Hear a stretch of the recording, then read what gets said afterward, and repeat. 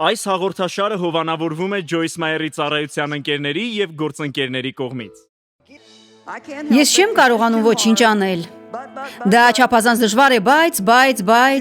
ներեցեք, բայց դուք պետք է ազատվեք ձեր բայցերից։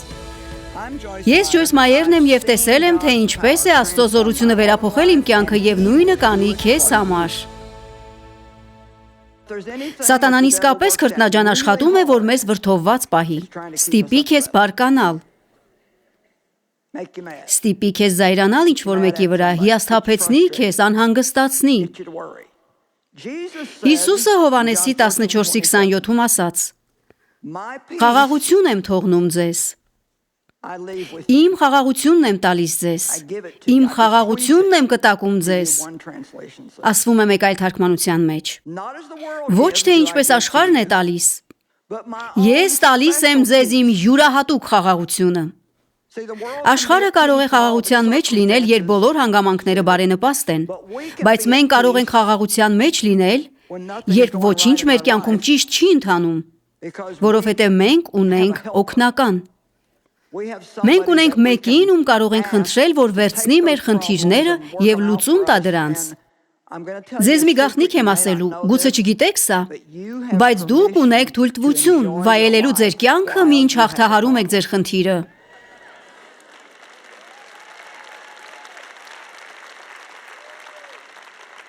Շատերը չգիտեն դա, նրանք մտածում են, որ պարտավոր են անհանգստանալ իրենց խնդիրների համար, բայց դուք ընդամենը ձեր հոգսը պետք է գցեք Աստծո վրա և վստահ լինեք, որ նա հոգ է տանում ձեր խնդրի համար, և շարունակեք ապրել այն կյանքը, որի համար Հիսուսը մեծ գին վճարեց։ Խաղաղություն եմ թողնում ձեզ, իմ խաղաղությունն եմ տալիս ձեզ, ոչ թե ինչպես աշխարհն է տալիս, ես տալիս եմ ձեզ իմ յուրահատուկ խաղաղությունը։ Ընդլայնված Աստվածաշնչում գրված է. «Ուստի այլևս թույլ մի տվեք, որ վրդովվեք և խռովվեք, թույլ մի տվեք, որ վախենաք և ահաբեկվեք»։ Այսպիսով, Հիսուսն արել է իր մասը, մենք էլ պետք է անենք մեր մասը։ Դուք ասում եք, ես չեմ կարողանում ոչինչ անել, դա մի պատճառաբանություն է, որ այսօր մի կողմ պետք է նետեք։ Ես չեմ կարողանում ոչինչ անել, դա չափազանց դժվար է, բայց… Ներեցեք, բայց դուք պետք է ազատվեք ձեր բայցերից։ Ամեն։ Մենք մշտապես ասում ենք, ես գիտեմ, որ պետք է անեմ սա, բայց, ես գիտեմ, որ չպետք է անեմ սա, բայց, ես գիտեմ, որ չպետք է ասեմ սա, բայց։ Մենք պետք է վերջ տանք այս ամենին, որովհետև չկա մի բան, որ Աստված ասի մեզ անելու, և դա չափազանց դժվար լինի մեզ համար։ Մենք պարզապես պետք է ցանկանանք։ Ձեզնից քանիսն են իսկապես լուրջ վերաբերվում Աստծո հետ իրենց փոխհարաբերությանը։ Ամեն։ Հուսով եմ այդպես է, որովհետև եթե լուրջ չեք վերաբերվում, կարող եք հենց հիմա հեռանալ այստեղից։ Ես չեմ գալիս և այսպիսի հավաքույթներ անցկացնում, քանի որ ինչ-որ բան եմ ուզում անել։ Իրականում ես ուզում եմ, որ մարդիկ ունենան այն, ինչի համար Հիսուսը մահացավ։ Ուզում եմ իմանաք, թե ով եք դուք Քրիստոսում, ունենաք վստահություն, լինեք համարձակ, լինեք ուժեղ, վայելեք ձեր կյանքը և ունենաք այն ամենը, ինչի համար Հիսուսը մահացավ։ Ինձ դուր են գալիս Պողոսի այս խոսքերը. «Ես պատրաստվում եմ բռնելու այն ամենը կամ տեր լինելու այն ամենին, ինչի համար Հիսուսը մահացավ, որ բռնի կամ տեր լինի ինձ»։ Ինձ դուր է գալիս այս պնդումը։ Ես հետևելու եմ, որ տեր լինեմ այն ամենին, ինչի համար Հիսուսը մահացավ, որ տեր լինի ինձ։ Արդյոք դու վայելում ես այն ամենը, ինչի համար Հիսուսը մահացավ։ Նա պարզապես չմահացավ, որ մենք ունենանք թշվառ կյանք և մի օր գնանք երկինք, վերստին ծնվելն ավելին է, քան պարզապես մեկ օր երկինք գնալը։ Դա հիասքանչ է, և ես համարում եմ, որ արժե վերստին ծնվել նույնիսկ այդ մեկ բանի համար։ Բայց Հովհաննեսի 10:10 շատ հստակ է, գողը գալիս է, որ միայն սպանի, գողանա և կործանի։ Բայց Հիսուսն ասաց, ես եկա, որ դուք կյանք ունենաք, վայելեք այն և ունենաք առատությամբ և ավելցուկով։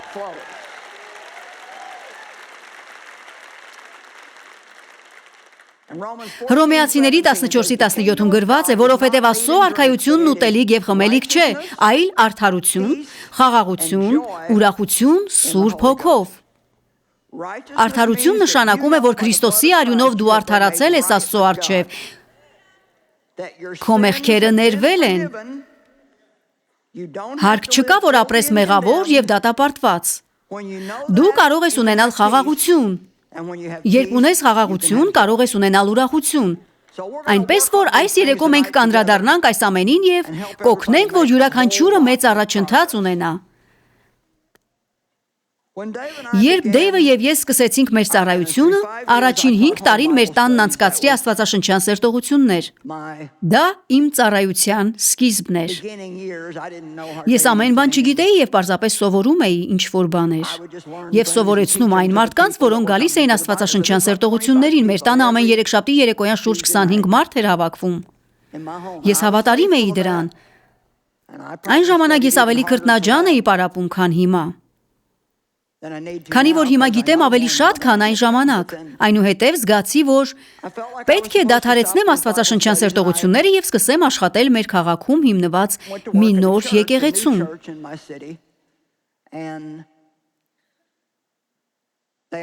Ինձ խնդրեցին, որ սկսեմ աստվածաշնչյան սերտողություն կանանց համար։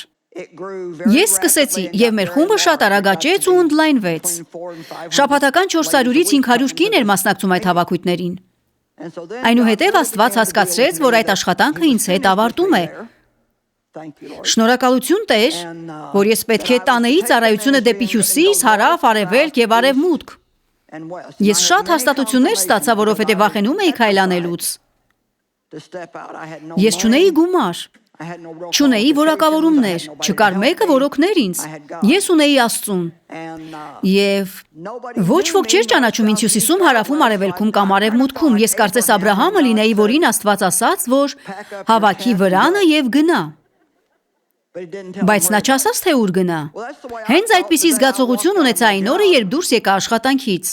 Ինձ համար մեծ զոհաբերություն չհավաքեցին և բավականաչափ գումար չտվեցին իմ ծառայությունը սկսելու համար։ Ես հեռացա հաշվիչով և փոսիկներով գրասեղանով, որպեսզի գնայի հյուսիս, հարավ, արևելք և արևմուտք։ Ես պարզապես արեցի այն, ինչ գիտեի։ Մենք ապրում էինք Սենթ Լուիսում, որտեղ ապրում ենք մինչև հիմա։ Մենք սկսեցինք ամիսը մեկ անգամ հավաքույթ անցկացնել Սենթ Լուիսի հյուսիսում, Սենթ Լուիսի արևելքում, արևմուտքում և հարավում։ Մենք գնացինք հյուսիս, հարավ, արևելք և արևմուտք։ Ես անցկացրի հազարավոր հավաքույթներ, որոնց մասնակցում էր 50, 60 և 70 մարդ։ Եթե հավաքույթին երբևէ ներկա էր լինում 100 մարդ, մտածում էի, որ մահացել եմ և գնացել երկինք։ Մի անարգեք փոքր սկիզբը։ Եթե դուք ցանկանում եք գործածվել Աստծուց և հավատարիմ եք այդ վաղ սկզբնական տարիներին, վերջին հաշվով ամեն բան կաճի և կմեծանա։ Եվ ամեն բան մշտապես ավելի երկար է տևում, քան կցանկանայինք, բայց անկեղծ ասած դա լավ է։ Ընկնող աստղերը սովորաբար ընկնում են մոտավորապես նույնքան արագ, որքան բարձրացել են։ Դուք պետք է ունենաք ժամանակ սովորելու, աճելու և անցնելու որոշ բաների միջով։ Ես ասացի անցնելու որոշ բաների միջով, որովհետև այդպես ենք ձեռք բերում փորձառություն։ Եբրայեցիների 5-րդ գլխում ասվում է, որ Հիսուսը փորձառություն ձեռք բերեց իր չարչարանքների մեջ, և դրանք նախապատրաստեցին նրան դառնալու մեր փրկության հեղինակը և աղբյուրը։ Ինձ դուր է գալիս դա։ Ես կկրկնեմ, որովհետև դա շատ բան է ասում։ Հիսուսը սովորեց չարչարանքների միջոցով և ձեռք բերեց փորձառություն։ Ձեզնից քանիսն ունեն փորձառություն։ Եթե չդառնանաք դրանց պատճառով, Աստված գուցե կարողանա գործածել դրանք մեկ ուրիշին օգնելու համար։ Գուցե չեք ունենա այսպիսի ծառայություն, բայց բոլորս ունենք ամբիոն։ Դա կարող է լինել ձեր տան ետնամասի ցանկապատը, կարող է լինել ձեր աշխատասեղանը, բայց բոլորս ունենք ամբիոն։ Ինչ կկատարվի, եթե նա, ով իրեն քրիստոնյա է անվանում, դուրս գա աշխարհ և վարվի ինչպես քրիստոնյա։ Ոչ թե եկեղեցում, այլ աշխարհում։ որտեղ մարդիկ Հիսուսին են փնտրում։ Դու կարող ես լինել միակ Հիսուսը, որին նրանք երբևէ կտեսնեն, եւ դու կարող ես քարոզել առանց բերանդ բացելու։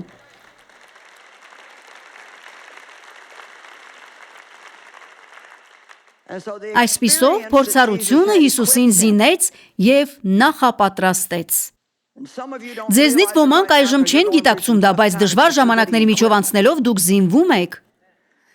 Դուք ստանում եք այն, ինչի կարիքն ունեք։ Ձեզնից քանիսն են խնդրել, որ Աստված գործածի իրենց։ Ապա, սիրելիս, դա սկսվել է։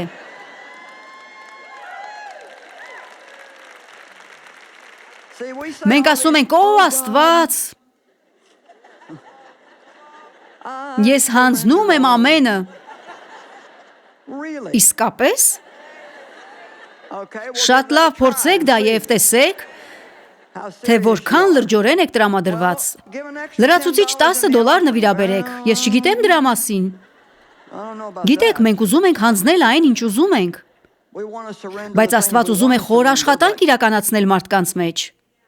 Եվ դա այնքան անհրաժեշտ է պատմության այս ժամանակաշրջանում։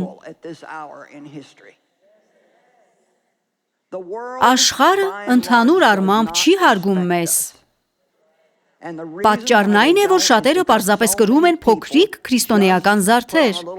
հաճախում են եկեղեցի, ունեն Աստվածաշունչ,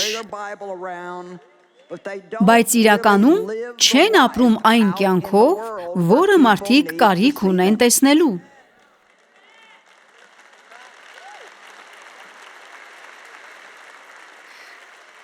Այսպիսով, երբ սկսեցինք մեր ծառայությունը դեպի հյուսիս, հարավ, արևելք եւ արևմուտք, Աստված խոսեց սրտիս։ Եվ մենք ջանասիրաբար փորձել ենք հնազանդվել նրա ասածին։ Արդեն անցել է 40 կամ գուցե 37 տարի, իրականում ես ծառայության մեջ եմ շուրջ 47 տարի։ Նա ասաց, ես հանձնարարելու եմ քեզ 3 բան, եթե կատարես, կօրհնեմ քո ծառայությունը։ Ինչ էլ անես, արա գերազանցությամբ։ Մենք ծառայում ենք գերազանց Աստծո, եւ որևէ կերպ, որևէ պարագայում անփույթ չպետք է լինենք։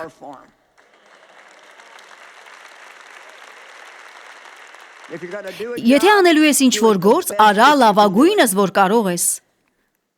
Ամեն։ Միշտ եղիր ազնվաբարո։ Դա նշանակում է արա այն, ինչ ասում ես, որ կանես։ Այսօր շատերը չեն պահում իրենց խոսքը։ Ես կզանգեմ քեզ հաջորդ շաբաթ, եւ մենք կգնանք ընթրելու, եւ դու ոչ միայն մտադիր չես նրան զանգելու, այլև փորձում ես ազատվել նրանից։ Աշխարհն այնքան անփույթ է դարձել։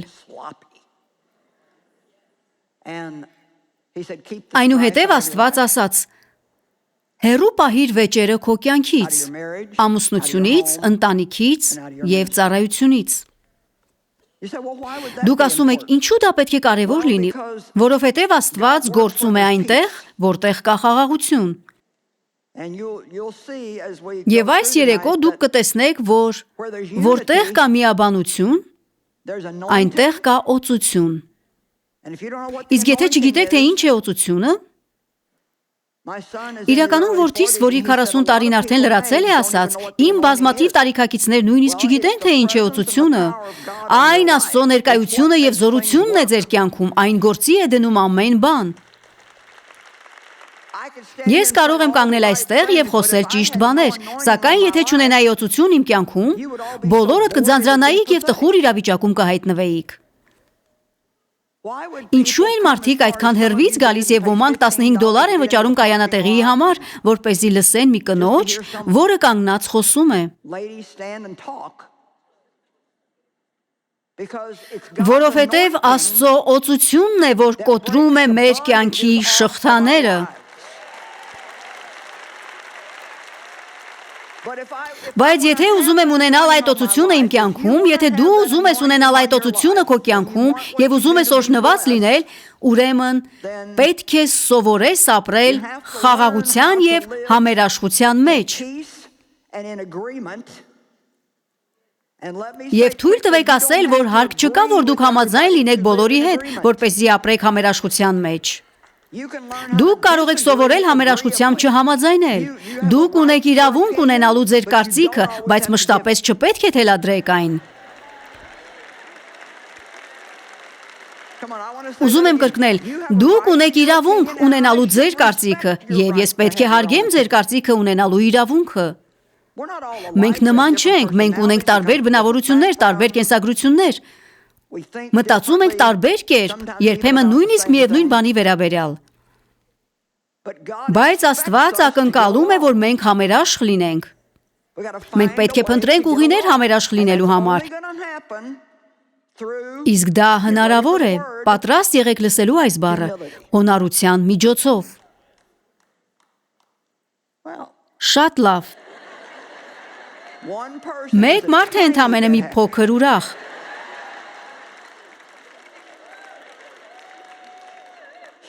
Կարծում եմ խոնարհությունը քրիստոնեական առաքինություններից ամենադժվարն է ձեռք բերելու և պահպանելու համար։ Որովհետև մեր մարմնում չկա մի բան, որ ցանկանա խոնարհվել։ Մենք ուզում ենք լինել առաջինը, մենք ուզում ենք վերահսկել, մենք ուզում ենք ճիշտ լինել, մենք ուզում ենք ունենալ վերջին խոսքը, մենք չենք ուզում, որ ինչ-որ մեկն ասի, թե ինչ անենք։ Եվ դա հատկապես խնդիր է այսօր։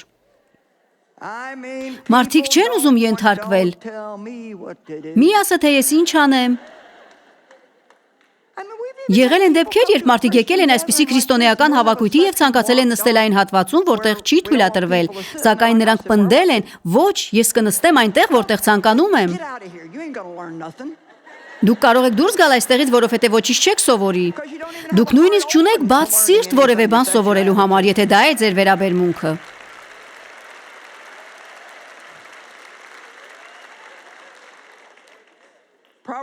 Առակաց 14:30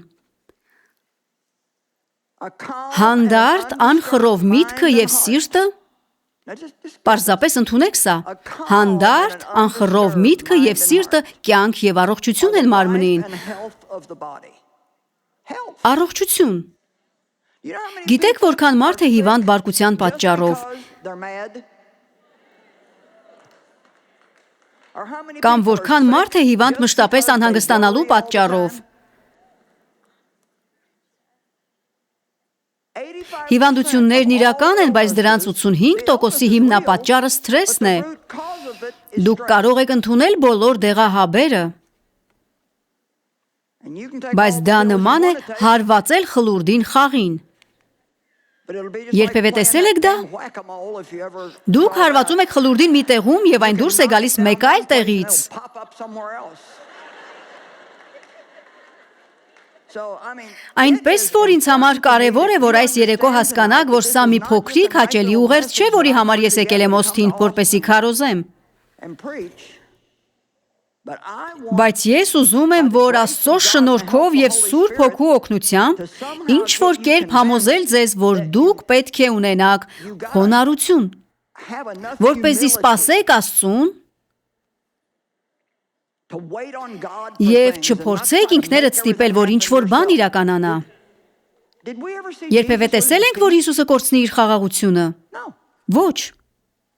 Նրան մշտապես մեղադրում էին, նա նույնիսկ չէր պատասխանում մարդկանց։ Ինչ ուզում եք մտածեք։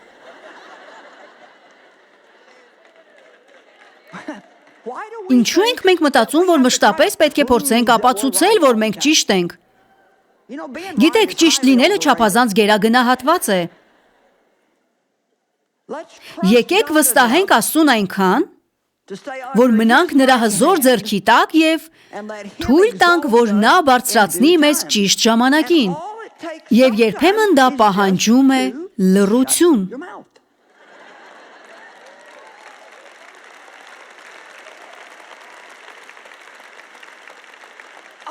Օ, բայց դա այնքան դժվար է։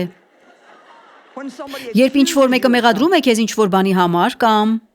ինչ-որ բան է ասում, դա քեզ դուր չի գալիս, մենք պետք է պաշտպանենք մեզ։ Պետք է համոզենք, որ մենք այդպիսին չենք, դուք սխալ եք հասկացել։ Մենք վիճում ենք բազմաթիվ անիմաստ բաների շուրջ։ Երբ մտածում եմ այն բաների մասին, որոնց շուրջ ես ու Դեյվը վիճում էինք, հասկանում եմ, որ դրանք հիմարություն էին։ Նկատի ունեմ լիակատար հիմարություն։ Օրինակ, մենք վիճում էինք, թե որ դերասանին են ցուցադրում հեռուստատեսությամբ։ Ես մշտապես ասում եմ, որ Դեյվը կարծում էր, թե բոլորը Հենրի Ֆոնդան են։ Չգիտեմ դուք ճանաչում եք նրան, նա վաղուց մահացել է։ Ձեզնից ոմանք գուցե չեն էլ լսել նրա մասին, բայց դա ինձ զայրացնում էր։ Դա Հենրի Ֆոնդան չէ։ Այո, նա է, ոչ, նա չէ, այո, նա է, ոչ, նա չէ։ Դու միշտ մտածում ես, թե բոլորը Հենրի Ֆոնդան են։ Այնուհետև նա ասում էր. «Մի ասա այդ մշտապես բառը, դու միշտ ասում ես ես մշտապես, բայց այդպես չէ»։ Մինչև հիմա էլ նա ասում է դա։ Բայց քանիսն են համաձայն, որ մենք վիճում ենք հիմար բաների շուրջ։ Այդ ամենի մեջ նույնիսկ իմաստ չկա։ Կամ գնում ենք ինչ-որ տեղ, եւ ես մտածում եմ, որ նա պետք է գնա այլ ճանապարհով այնտեղ հասնելու համար։ Եվ դա դառնում է մեծ պատմություն։ Ինչու ես այդ ճանապարհով գնում։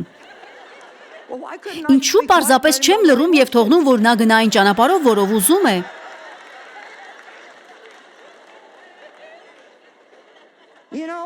Գիտեք, մենք պետք է թույլ տանք, որ տղամարդիկ մեքենա վարեն։ Պարզապես թողեք, որ նա վարի, իսկ դուք պահպանեք ձեր խաղաղությունը։ Ամեն։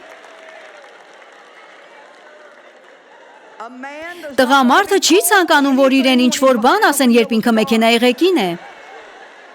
Նա չի ուզում, որ իրեն ինչ-որ բան ասեն, այդպես չէ։ Տղամարդիկ, ես օգնում եմ ձեզ։ Ավելի ուշ կխոսենք որոշ բաների մասին, որոնք վերաբերում են ձեզ։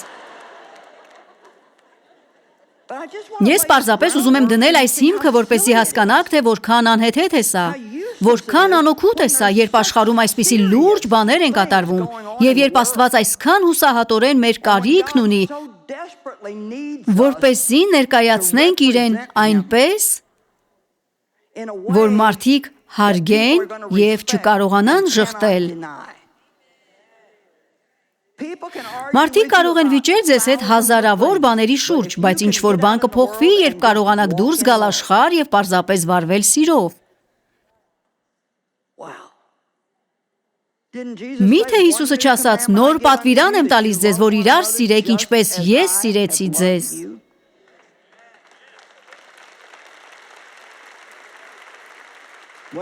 Այսպիսով, մեզ անհրաժեշտ է խոնարհություն խաղաղության մեջ ապրելու համար։ Հիսուսը սիրում է հեզ հանդարտ հոգի ունեցողին։ Առաջին Պետրոսի 3:3 եւ 4։